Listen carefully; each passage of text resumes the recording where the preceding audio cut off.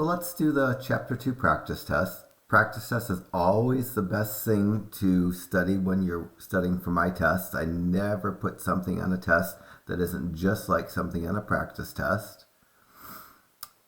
Most of the problems will require a bit of work to be shown, but not this problem. This is just a generic derivative using the power rule. I'm going to take the derivative of the first term by multiplying the 2 times the 3. I'm going to get a 6. I'm going to lower the exponent to 1. Don't really need to write that exponent, but I'll write it temporarily. The second term is a first power term, so its derivative is its coefficient. The last term is a constant, its derivative is 0. This I wouldn't show. I would just show the answer. The derivative of this function is just 6x minus 5. For the second problem, I could use the quotient rule to do the derivative, or I could rewrite it. It's up to you. I think the rewriting is easier. I can do that in 2 steps. Anytime I have a fraction, I can use the quotient rule. But if the fraction only has a single term in the denominator, it's probably better to rewrite it. And the rewrite for this would just be to rewrite it as -3 times x to the -2 power, dragging that x squared up from the denominator and making the problem not a fraction. And now I can use the power rule to find the derivative. I can take the exponent of -2 and multiply it by -3. That will give me a positive 6. And then I need to lower the exponent by 1. -2 minus 1 is -3.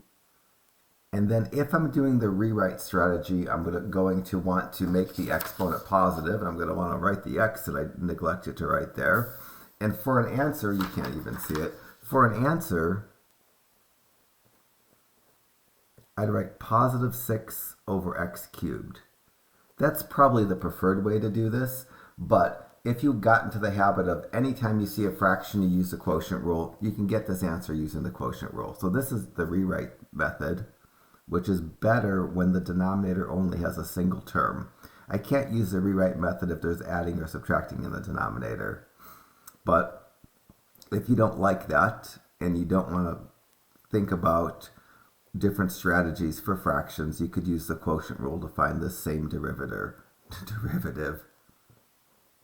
I was watching the news this morning. It's ridiculously early right now. Anyways, a racing pigeon from Belgium that was 2 years old sold for $1.9 million.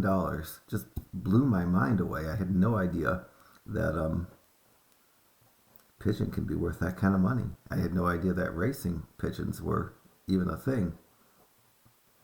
So anyways, if I wanted to do this using the quotient rule, I need to separate the denominator and the numerator, find the derivative of the denominator, which is just 2x, find the derivative of the numerator, which is 0, and then write the derivative, cross multiply, cross multiply.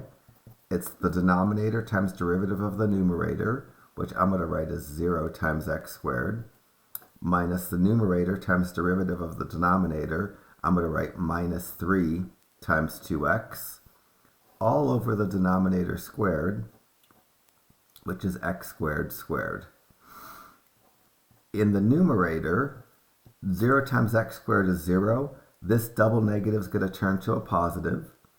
So I'm going to get positive 6x. And in the denominator, I'm going to multiply the exponents and get x to the 4th. Now I have the fraction that has 6x in the numerator, x to the 4th in the denominator, and I can cancel one of the x's from these x to the 4th with the x and the 6x and get where my answer was when I did it using the rewrite strategy. So both methods perfectly fine. It's just a matter of preference, which strategy that you use. For question 3, I don't know how to do derivatives with radicals, so I need to make the radical into a fraction exponent. I'm going to keep the coefficient of 2, and I'm going to make a fraction exponent from the index and the exponent under the radical. And the fraction exponent of the cube root of x squared is going to be x to the 2/3 power. The exponent becomes the numerator, and the index becomes the denominator of the fraction exponent. That's a rewrite. Now I can find the derivative by taking the exponent 2/3, multiplying it by the coefficient of 1, and then lowering the exponent by 1. And when the exponents are fractions, I write the appropriate fraction version of 1. In that case, I'm going to subtract by 3/3. For the multiplying, the 2/3 times 2, this is really 2/3 times 2/1. So the coefficient part is going to be 4/3, because I'm going to multiply 2 times 2 and get 4, 3 times 1 and get 3.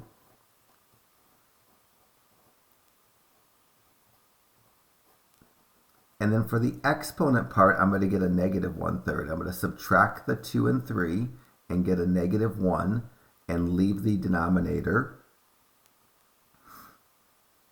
This x to the negative 1/3, I could just move directly down to the denominator to show that with 2 steps rather than 1 step, x to the negative 1/3 power is the same as 1 over x to the 1/3 power. I want to make my negative exponents positive. I want to make my fraction exponents into radicals. And this fraction would multiply out to be 4 over 3x to the 1/3 power. That, I probably would have went straight from here to here. For that matter, I would have went from here to here. I've been skipping steps all along. Now I'm ready to write my final answer. I'm going to make the fraction exponent into a radical. And so you don't need to show quite as much work as I have here, but you need to show a bit of work. But I definitely showed more work than I need to. But the final answer, 4 over 3 times the cube root of x, there's an implied exponent of 1 that I probably wouldn't write. 4 is another fraction problem that has a monomial in the denominator, meaning there's no adding or subtracting in the denominator. It's probably best to do it by rewriting. So I can do 4 by the rewrite method, or I could use the quotient rule. If I have a derivative of a fraction, if there isn't adding or subtracting in the denominator, it's probably more efficient to rewrite the problem to do the derivative.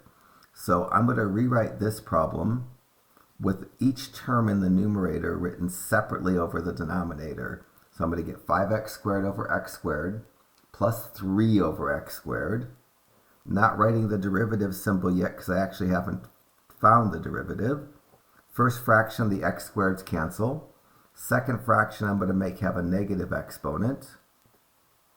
And now I'm going to find my derivative and write my derivative symbol. The derivative of the 5 is 0, so I don't need to worry about it. And then I'm going to go minus 2 times 3 and get minus 6. Lower the exponent by 1. Negative 2 minus 1 is negative 3. So this gives me the derivative is negative 6x to the negative 3 power. And I would probably write that with a positive exponent by creating a fraction, leaving the negative 6 in the numerator and moving the x down to the denominator. I'd say that's probably the better way to do that derivative. But if you don't want to think multiple methods, and you don't want to use the trick that anytime the denominator is a monomial without any adding or subtracting, you could probably rewrite it. You could use the quotient rule. So I'll do this using the quotient rule. Here, if I wanted to use the quotient rule, I need to identify both the denominator and the numerator. The denominator is x squared. The numerator is 5x squared plus 3. The derivative of the denominator is 2x. The derivative of the numerator is 10x. The 3 has a derivative of 0. Cross multiply, put a subtraction between, and then get my denominator as well. So I'll multiply this way, and I'm going to write it in a nice order. I'm going to write 10x times x squared, and I'll multiply this way, after the minus sign, get 2x times 5x squared plus 3. That cross multiplying with the subtraction gives me the numerator for the quotient rule. The denominator is the original denominator squared. And now I just need to clean up the math. This multiplication, I add the exponents on the x's, and I get a 10x cubed. And now I'm going to go minus 2x times 5x squared. I multiply the minus 2 times the 5 and get a minus 10. I multiply the x to the first power by the x to the second power and get x to the third power. And then minus 2x times positive 3 is minus 6x. The denominator, I multiply the exponents and get x to the fourth. Now in the numerator, the 10x cubes are canceling, so I'm left with the derivative is negative 6x over x to the fourth. And again, if I need to, I can rewrite the denominator to make it obvious to see what canceling can be done. I can cancel one of the x's from the x to the fourth with the x and the 6x and get my answer should be identical to my answer when I did it the other way. The derivative is negative 6 over x cubed. And oh,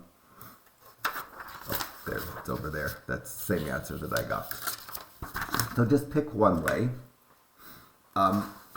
Problem 5, because it has a multiplication, can be done by the product rule. Because that multiplication is not particularly hard to get rid of, I could actually avoid the product rule. I'm just going to use the product rule to save a minute here. But if you FOILed this out and took the derivative term by term, you can get the right derivative as well. Let me just use the product rule, just because this is my instinct for this. This is not particularly hard to multiply out, but product rule is not particularly hard to use either. Quotient rule, I like to avoid the quotient rule. So if there's two factors being multiplied and they both have a variable, you can use the product rule. So I wrote the first factor, the second factor, sometimes I call it the last factor. The derivative of the first factor is 2x plus 6. The derivative of the second factor is just 3. I'm going to cross multiply, put a plus between, call it my derivative. So the derivative is going to be the first factor times the derivative of the second factor, written in a nice order. I'm going to write it as 3 times x squared plus 6x. I need to put a parentheses for my multiplication because they're the binomial. And then second factor times derivative of the first factor following the plus sign. Doesn't matter which order that we put this in. Seems good enough. Now let me clear the parentheses and combine like terms. First, I'm going to go 3 times x squared and get 3x squared. 3 times 6x and get plus 18x.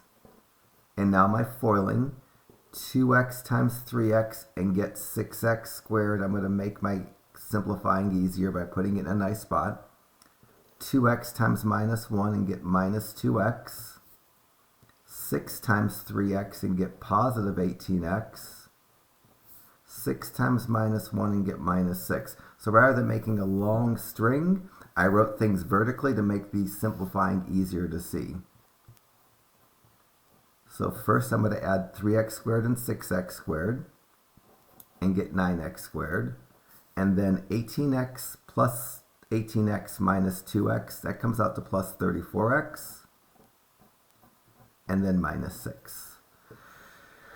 That may factor. I don't see it factoring right now, so I'm just going to leave it like that. And that's what I have written on the screen where you can't see. But I wrote the answers ahead of time so I wouldn't make a mistake. You could have definitely FOILed this out and found the derivative. Let me do that real quickly without explaining. To FOIL this out, I would get x times 3x, x squared times 3x, which is 3x cubed, x squared times minus 1, which is minus 1x squared, 6x times 3x, which is positive 18x squared, and 6x times minus 1, which is minus 6x. I could multiply this out and get 3x cubed plus 17x squared minus 6x. The derivative of 3x cubed is 9x squared. The derivative of 17x squared is plus 34x, the derivative of minus 6x is minus 6. That wasn't really for anybody, but maybe somebody wanted to multiply it out, and that's how you would do it. Now the next few problems, I'm probably locked into a specific rule. Here, for problem 6, I'm locked into the quotient rule. The quotient rule works well when I have a fraction that has a denominator that has adding or subtracting. So I'm going to write down the denominator and the numerator. I'm going to take the derivative of the denominator. The derivative of 3y is 3. The derivative of minus 5 is 0. The derivative of the numerator is just going to be 2y. Now I'm going to cross multiply, put a subtraction between. So I'm going to say the derivative. When I cross multiply this way, I want to write it in a nice order, is 2y times 3y minus 5. When I cross multiply this way, I'm just going to write it as 3y squared. Of course, I'm going to have the minus between them from the rule. And then I get the denominator squared. And you can't cancel this, even though it looks like it can. The numerator needs to be completely factored in order to be able to cancel out that 3y minus 5. So I'm going to just clear the parentheses in the numerator. I'm going to go 2y times 3y. This should say f prime of y. I have a tendency to write x's just by instinct. So 2y times 3y is 6y squared. 2y times minus 5 is minus 10y. And then minus 3y squared over the denominator squared. Now I'm just going to take this 6y squared minus 3y squared and get 6 minus 3 is 3 and leave the y squared.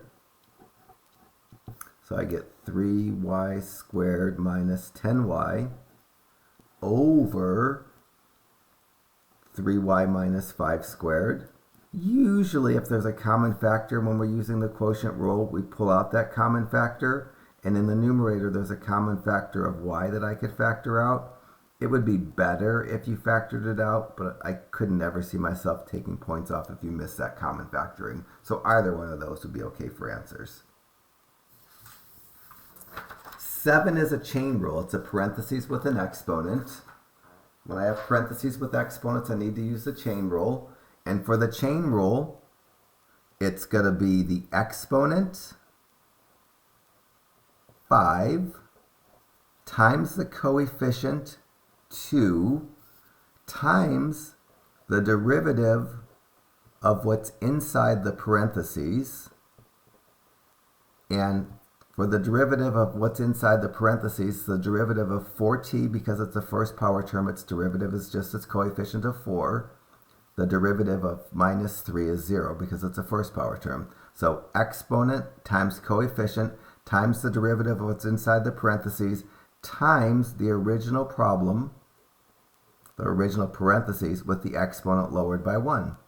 Now I just need to multiply these 5 times 2 times 4 and get 40. So the derivative is going to be 40 times 4t minus 3 to the 4th. It would be illegal to multiply the 40 inside the parentheses because you'd be doing multiplication before exponents, and it would make it less factored, so it's not really such a good idea anyways. Problem 8 is a chain rule and a product rule. There's multiplication and both factors have an x, so I need to use the product rule. One of the factors is a parentheses with an exponent, so in the middle of doing the product rule, I'm going to use a chain rule. So I'm using the product rule by writing the first factor and the second factor separately. The first factor has an easy derivative. It's just 12x squared. The second factor, I need to use the chain rule. I can think of this, if I need to think of the coefficient of 1, as 1 times 5x plus 3 cubed, 5x plus 3 all squared. To do the derivative of this, I need the chain rule. I'll take the exponent 2, multiply it by the coefficient 1, and then multiply it by the derivative of what's inside the parentheses. What's inside the parentheses is 5x plus 3. The derivative of 5x is just 5. The derivative of 3 is 0, so the derivative of what's inside the parentheses is just 5. So it's exponent times coefficient times derivative of what's inside the parentheses times the parentheses with the exponent lowered by 1. Let me multiply this out, and I'm just going to get 10 times 5x plus 3 to the first power for the derivative of that 5x plus 3 squared. Now it's product rule. I multiply this way, I multiply this way, I put a plus between. And I'm just going to write y prime for the easier version of this. So it's going to be 4x cubed times 10 times 5x plus 3 plus 12x squared times 5x plus 3 squared. It's probably best for me to multiply this 4 times 2. It might make the common factor factoring easier to see. I'm not sure if it will or won't, but just because I think it's going to help me show the simplifying better, I multiplied the 4 and the 10. And there's going to be 3 different parts to the common factor. Usually I do the number, the single x, and then the common parentheses. So first of all, between a 40 and a 12, I can factor out a 4. 4 is the biggest number that divides into each of those. You should probably do this all in one big step, but I'm doing it in 3 steps so you can see piece by piece. So for this 40, I'm going to divide it by 4 and get a 10. And then I still have the x cubed and the 5x plus 3 that I haven't dealt with. This 12, I'm going to divide by 4 and get 3. I still have the x squared and the 5x plus 3 squared that I haven't dealt with. That's one of 3 common factors that you should do all at once, but I'm doing it in 3 steps. Next, I'm moving on to the single x terms. There are 2 single x terms. I need the smaller of the exponents, which is the x squared.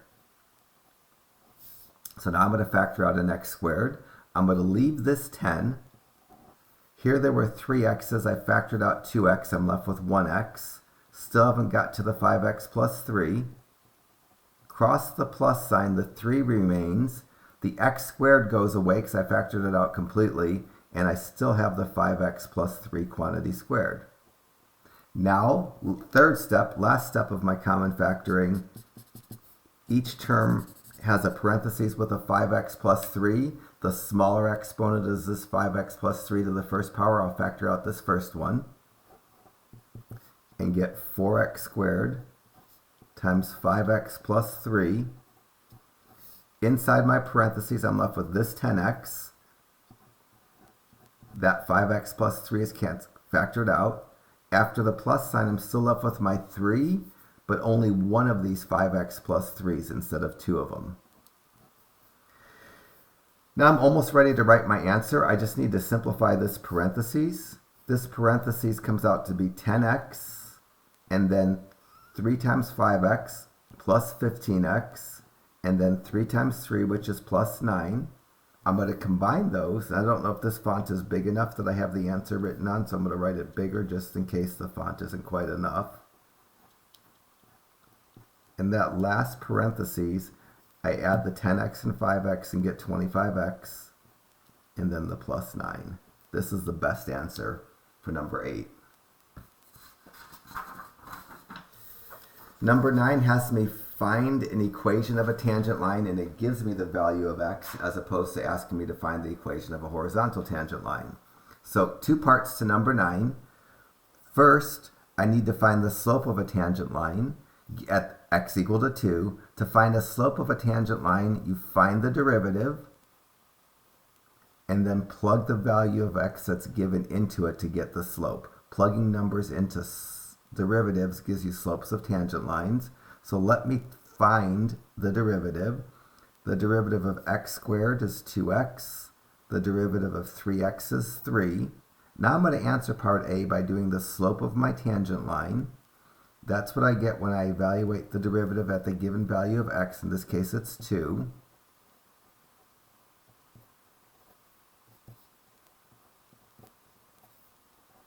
The answer to part A, the slope of my tangent line is 7. When I go on to part B, it asks me to find an equation of a tangent line. What I have so far is the x coordinate of a point and the slope of a tangent line, I don't have a y, and in order to get an equation of a line, I need both a slope and a full point, not just half a point. So I'm going to get the y coordinate of the point by using the original function, x squared plus 3x. Plugging numbers into the original functions gives me the original function, gives me y coordinates of points. Plugging numbers into derivatives gives me the slope.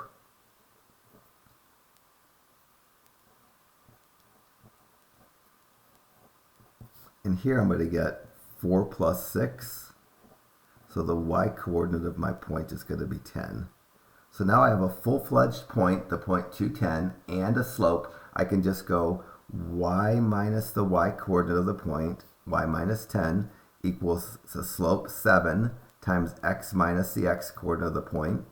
This is going to give me y minus 10 equals 7x minus 14. And then add 10 and add 10. And the answer to part B is going to be y equals to 7x minus 4.